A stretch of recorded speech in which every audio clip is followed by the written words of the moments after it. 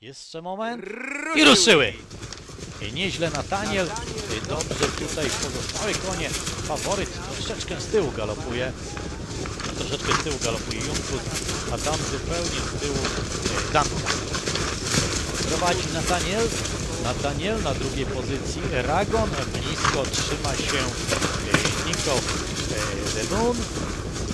Pozostałe konie bardzo dużym kołem Piotr Growicki prowadzi. Ostatni galopuje w tej chwili w globalu, nie bardzo sobie radzi z tym, także Don Bell, a Piotr Growicki wiem, że dużym kołem, ale już zbliżył się do czoła stawki, do uciekającego Nathaniela. Nathaniel próbuje odskoczyć i goni go Junkus. I na razie te dwa konie. Kto tam jeszcze do nich dojdzie od pola? No tutaj Nathaniel mocno pracuje także Piotr Growicki. Tam także Eragon z pozostałych koni. Oj, Nathaniel uciekł bardzo daleko. Czy da radę Junkus do niego dojść? Będzie mu ciężko, ponieważ Nathaniel z dużą przewagą prowadzi. Junkus lekko utrzymuje drugie miejsce, bo zbliża się do niego i w finiszujący Eragon i tutaj także ta klacz White and Blue debiutująca. No, chyba White and Blue będzie druga. Nathaniel wygrywa z ogromną przewagą. White and Blue druga, trzeci Eragon i czwarta będzie Danka, więc ogromna niespodzianka w gonitwie szóstej. Nie jest niespodzianką wygrana Nathaniela, bo to koń był mocno liczony, ale debiutująca White and Blue dzielnie finiszowała, natomiast faworyt Junkus zawiódł zdecydowanie i tutaj nie odegrał w wyścigu żadnej roli. Popatrzmy.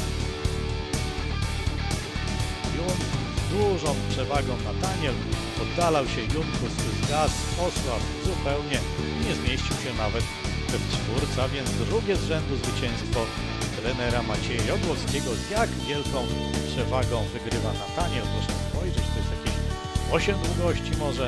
Na drugiej pozycji White and Blue, późno finiszująca klacz, późno urodzona 31 maja, ale ładnej budowy, tak podobała mi się na zadoku i tutaj potwierdziła, że drzemią w niej dość duże możliwości.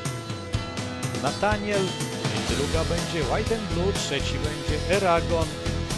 Na czwartej pozycji w samym słupie melduje się Danka.